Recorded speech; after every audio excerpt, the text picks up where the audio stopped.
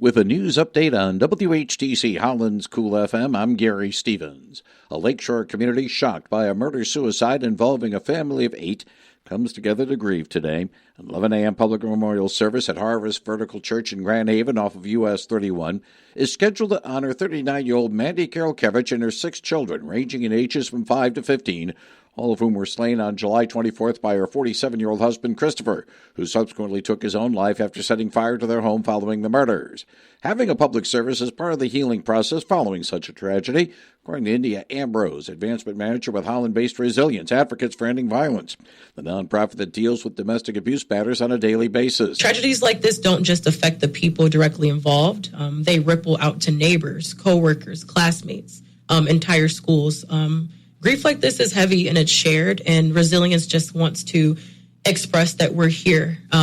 We're here for other survivors who are looking to come out and share their story with an advocate. Online links to Resilience's resources, as well as to a recorded stream following the memorial service, provided by the Seitzema Funeral and Cremation Service, who has been handling these matters for the Karolkiewicz family, are in the story at WHTC.com.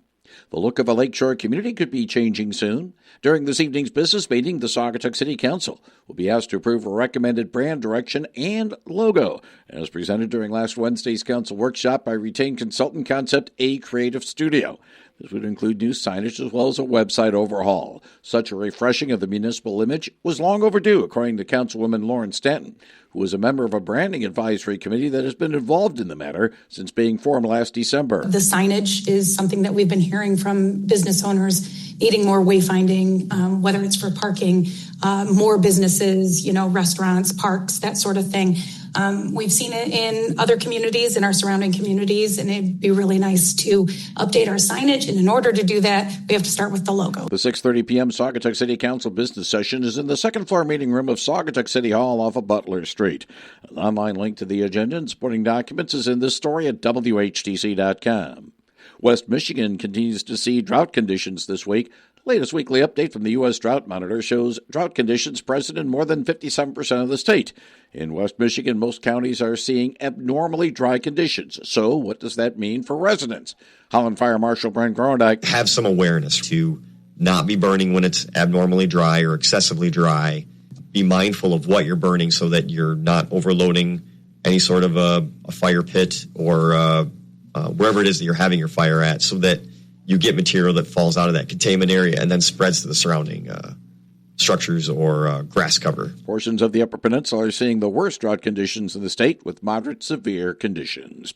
A 1-year-old girl was killed, 3 other people badly hurt when they were hit by a vehicle in Battle Creek. Police say it happened just before 6:30 p.m. Thursday at the intersection of Capitol Avenue Southwest and East Burnham Street.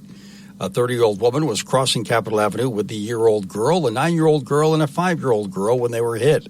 They'd reached the middle of the road when the light changed from red to green. They were hit when they were trying to hurry to cross the street. The 30-year-old woman remains in critical condition. I'm Michael Arning. Meanwhile, Kalamazoo Public Safety says a 30-year-old woman was shot and killed early on Saturday in the city's north side. Officers heard several gunshots near Florence Street and Cobb Avenue around 2:17 a.m. They learned that she had been taken to a nearby hospital with life-threatening injuries. Woman was pronounced dead at that hospital. Authorities have not yet released her name. KDPS has also not released information on the suspect being sought or what may have led to that shooting. I'm Michael Arning. The Muskegon County Cooperating Churches held their 4th annual prayer walk against gun violence yesterday. Churches each prayed a specific prayer for people impacted by gun violence, also lighting a candle, ringing a bell for every life lost in the state from shootings. Organizers say they focused on naming the children who have been killed this year. Family of a 27-year-old man shot and killed in Wyoming last week has identified him as Darius Allen, saying he was intelligent, funny, always had a smile on his face. Relatives say their lives will never be the same without him. Allen was shot on Wednesday night at the intersection of 50th Street and South Division Avenue, died after being rushed to a hospital. The long simmering pot that is the Korean peninsula has bubbled over a little bit over the past week. North Korea fired about 10 short-range ballistic missiles from the Pyongyang area towards the sea after brushing off an American decision to scale back joint military exercises with South Korea. Observers such as Republican Congressman Tim Walberg of Tipton was not too surprised. When we work with South Korea or other allies work with South Korea, North Korea flexes its muscles.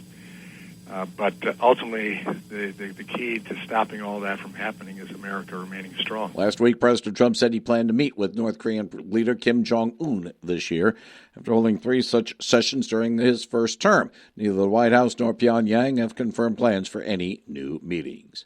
Republican U.S. Senate nominee Mike Rogers says the state needs to enact a 1-year moratorium on data centers, but does not support a federal ban on the centers, saying Michigan needs stronger guardrails to protect community control, prevent utility price hikes, protect water, and stop pay-to-play schemes. Democratic U.S. Senate nominee Dr. Abdul El-Sayed countered that data centers' costs cannot be passed on to ratepayers, and penalties need to be set up if the data centers don't create jobs promised. Rogers says that the proposal by his Democratic challenger gives more power to the Michigan Public Service Commission, which regulate utilities in the state, and less to local communities. A 29-year-old Gaylord man shot and killed by police in Otsego County early on Saturday morning happened after he led them on a chase. State police troopers tried to pull the suspect over about 1:30 a.m., but he fled. Chase ended when the vehicle hit a prowl car and a tree. He was shot after the crash. County Sheriff's deputies that killed the man, not injured, on administrative leave. Preliminary examination for Democratic fundraiser Faye Baidoon is scheduled to start on January 13th in Oakland County District Court. She's been charged with 16 counts by Democratic State Attorney General Dana Nessel, but Nessel will be out of office on January 1st, so she won't be involved in the prosecution. Baidoon, purportedly a strong supporter of Governor Whitmer during her campaigns, is accused of misspending money from a $20 million grant from the state meant to create a job accelerator program and faces up to 20 years in prison if convicted. Among the purchases made with the grant, a coffee maker costing over $2,000. The preliminary hearing will start today in Lenawee County for John Skelton, charged with murder and the deaths of his 3 sons in November of 2010. Skelton is serving 15 years in prison for not returning the boys to their mother the day after Thanksgiving. The boys were aged 9, 7, and 5 years old at the time. They haven't been seen since. Declared deceased in March of 2025 by a judge at the request of the mother, and the 3 boys had disappeared in Morency. That's a small town about 100 miles southwest of Detroit. Nick Lofton homered and drove in 4 runs as the Royals swept the visiting Tigers out of Kansas City yesterday 11-7. Detroit is home to the Tampa Bay Rays at Comerica Park tonight, with coverage from Dan Dickerson at 6:15 p.m. on WHTC Holland's Cool FM.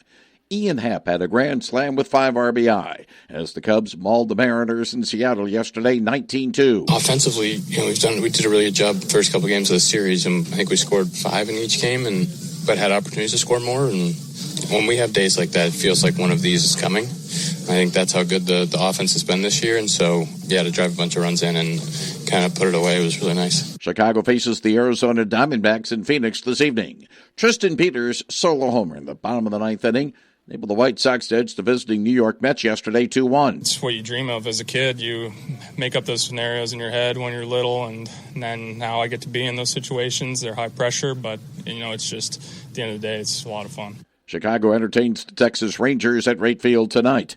Andrew Cepeda's RBI single in the bottom of the 9th inning enabled the South Bend Cubs to get past the visiting Whitecaps yesterday 3-2. Idle this evening, West Michigan hosts the Peoria Chiefs at LMCU Ballpark in Comstock Park tomorrow night.